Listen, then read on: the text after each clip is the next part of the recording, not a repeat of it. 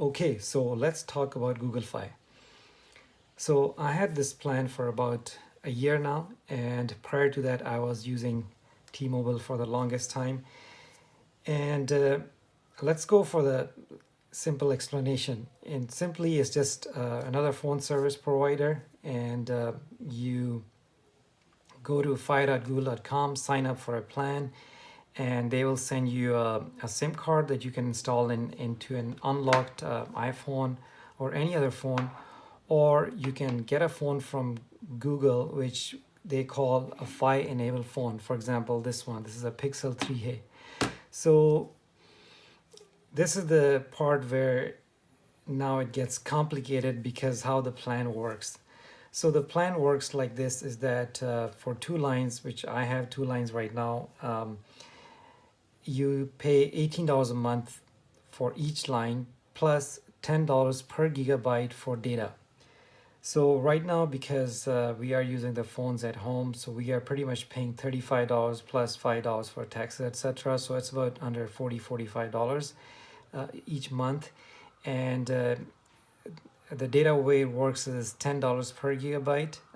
And this is the flat rate whether you use it here in the US or abroad. And I have used this phone in the US for the past few months since the pandemic, and prior to that, I have used it in Dubai. And now I'll go over a little bit more detailed why I switched to Google Fi, what my experience has been like, and who this plan is really for. So of course, prior to the pandemic, I was planning to travel quite a bit, and I was traveling prior to that. Prior to like signing up for Google Fi, I traveled to UK, and with T-Mobile, you get basically a sort of like unlimited 3G data. That was the case last year, and that you can use for text, etc. But it's really not any use at all for, let's say, navigation, which is the one of the most important things that you run into when you are traveling abroad. So I looked into Google Fi, and a lot of, like, I would say, professionals who travel for work, and they use this quite a bit. I mean, there's an unlimited plan, for example, here, which is $60 a month if you have two lines, and this gives you a high-speed data up to 22 gigabytes per person, unlimited data.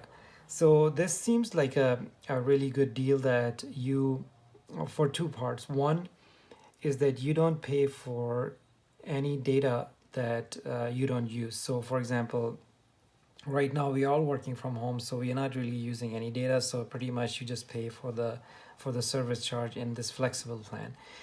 And when you're abroad, like on this flexible plan, you're just paying for the data that you use. So for example, you're in your hotel room, um, you you're working at home at night, so you're really not paying for any data, but you're outside, maybe the internet is spotty, then you can uh, use tethering on through your phone. So this is where things get a little bit complicated, and I had to like dig through a lot to find out the answers, and this is the reason that you see two phones here. So here's where it gets complicated. So the reason I had to purchase this phone was that with Google Fi, you cannot use a Google Fi chip into a iPhone and use this for tethering. So the tethering doesn't work. So you can get a data only SIM, and if your laptop has a slot for a SIM, or you buy some kind of a dongle, you would be able to use a data only SIM. It's free. You can order with your Google Fi plan, and it will basically eat into the data that is allotted to your plan. So I had to pretty much purchase this phone because I was in Dubai for about 3 months, and I just wanted to make sure that if there's any issues with the internet locally, I can rely on something reliable. So luckily, I never had any issues with data over there. Actually, internet over there is one of the fastest that I've found, and so I really never needed the Google Fi data service. So So in order to use tethering, which is one of the key things they advertise, is that you can tether your other devices using the same data that you get at full speed. So that will only be possible if you get a Fi-enabled phone, and Fi-enabled phone is one of them is a Google, the Motorola, and all the Google phones are Fi-enabled phones. So the other thing, so that part is for the data part. So when I was in Dubai, I actually just purchased a local SIM, and this is a dual SIM phone. So there's an eSIM installed on it, and I purchased a local SIM. And it turns out that if you are in any country for a little bit longer period of time, it's probably cheaper to just get a local SIM and use the data over there, because it's going to be I would say more useful, especially if you need a local number to engage any services, etc. So I think I realized that having a local number with a local SIM and local data was probably the better option regardless.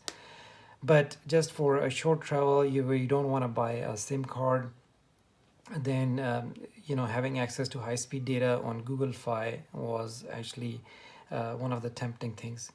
The other thing which makes Google Fi a bit complicated is that um, there is you can't really use Wi-Fi calling on when you have your iPhone. So that's actually a big issue. That was another reason why I had to purchase this phone. So if you're calling back to the US, um, Google Fi does not work, or the Wi-Fi calling does not work using the iPhone. Now, there's people have tried to do is that you put your phone in an airplane mode and then try to make a Wi-Fi call. Okay, so I tried this while I was in Dubai and it does not work. There's no way to have the airplane mode on and try to make a Wi-Fi call. It will tell you that you need to be off the Wi-Fi of the airplane mode, try to make a Wi-Fi call.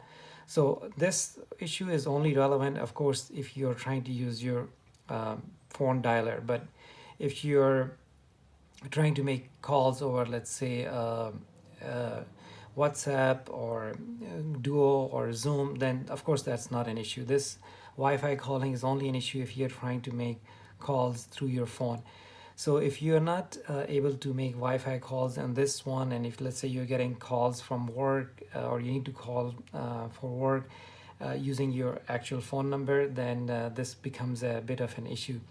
So what the other issue with Wi-Fi calling on Google Fi enabled phone is that there's a clause where they say that based on the connection, they can automatically switch between Wi-Fi and regular calls, which is actually not what you want. You want to make Wi-Fi calls, and because if it's a Wi-Fi call, it's considered a local call, so it's free.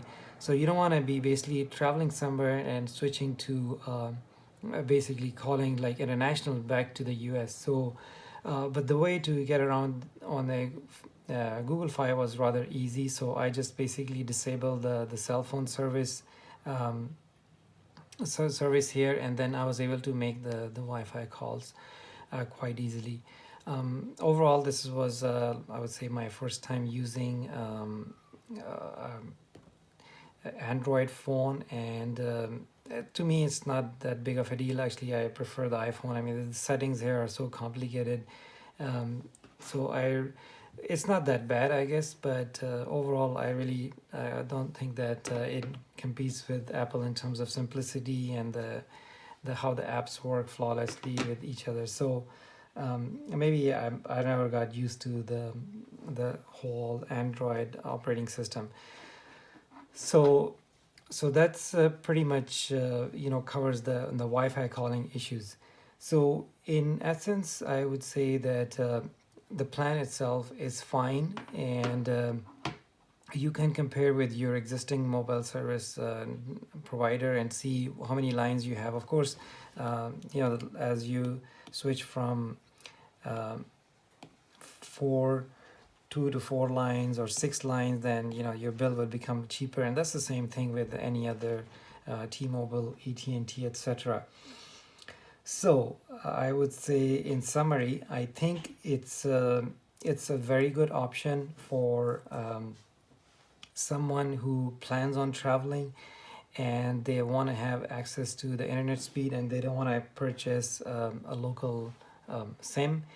And it's also good for the people who are, let's say working from home and they are not using all the data that you normally would be using if you're driving around and you're checking your internet and listening to music, etc. If you're not one of those, then I think it's a good option to have, because here you're just paying for the actual phone line and you're not really paying anything for the data. The other thing I should mention this is that I've read in many forums that Google is actually tries to clamp down on people who are taking advantage of, let's say, their unlimited plan. So, so for example, if you have a single line, you pay $70 a month, and you basically get up to 22 gigabytes of data a month, and after that it's slower. And this 22 gigabytes of data included in this $70 price a month. Let's say if you're traveling abroad and if you check with your AT&T, T-Mobile, or Verizon, that price is quite steep. I mean, if you, on top of that, if you have to pay per month to get international data. So what I've read from other forums is that if you try to basically be abroad for more than few months, Google can basically send you a note that you are, you have to be in the US to most of the time to take advantage of this. So there is that you have to be careful if somebody is trying to use this thing. But having lived abroad, I think if you are traveling to, let's say, Western Europe and more expensive countries, which are price level is on par with the US, I think it might be not much of a price advantage to stick with this thing. You can probably get a local chip and use the data like that. Or if you're going to like Southeast Asia, it's going to be significantly cheaper to just purchase a local SIM and use the data. So I mean, mostly if you're staying in hotels, Airbnb, you will get internet access, and it's just for some emergency cases where you don't have access to internet and you want to use high-speed data, then Google Fi comes in. So in summary, I think I'm still sticking with the Google Fi. My only issue is that I wish this is fully compatible with the iPhone. The other things I should mention is that the the voicemail doesn't work on your phone. So if you get a call and get a message, you have to go to the Fi app and listen to the message there. The text message do work, I would say. Sometimes you have to make some settings adjustments. They send you a brochure on how to set it up. It's quite easy, but text messages do work. And but sometimes the media message is not delivered. So otherwise, I would say it's not much different than just any other service. So you like right now, it's going to show you that Google Fi is actually not the service provider. It's coming from T-Mobile or AT&T. It's mostly T-Mobile. So in terms of actual service, it's just as good as any wherever T-Mobile is good. In terms of usage, I say the reason I could have lived with, I would say, a Google Fi enabled phone, but for work, I do need to have a corporate email access, which is only available for an iOS device. So there is a bit of a limitation on having corporate email on Android devices in some cases. So this is overall, it's, I would say, it does save you money if you are someone who is working from home or at your office and you're not using a ton of data, and when you actually use it, you get basically just pay $10 per gigabyte, and it's fractionally adjusted. So if you use only 100 megabytes, so it's going to be adjusted accordingly. So I think it's I'm still sticking with this plan, and the only issue that I did not encounter in when I was in Dubai was that I never get any notification that I'm kind of like abusing their plan or anything, because I never used any of the internet service there. So it was, for me, it was pretty good, because I just had the data when I needed it, and most of the time I never needed it. So it's, I think there's a lot of learning curve how this whole thing works, and it took me quite a while to figure out how this Fi thing works with your Wi-Fi calling and with the internet setup. So if you have any questions, put down in the comment section. I see if I can answer those, but I think it's a good plan, and I'm gonna stick with it for the foreseeable future.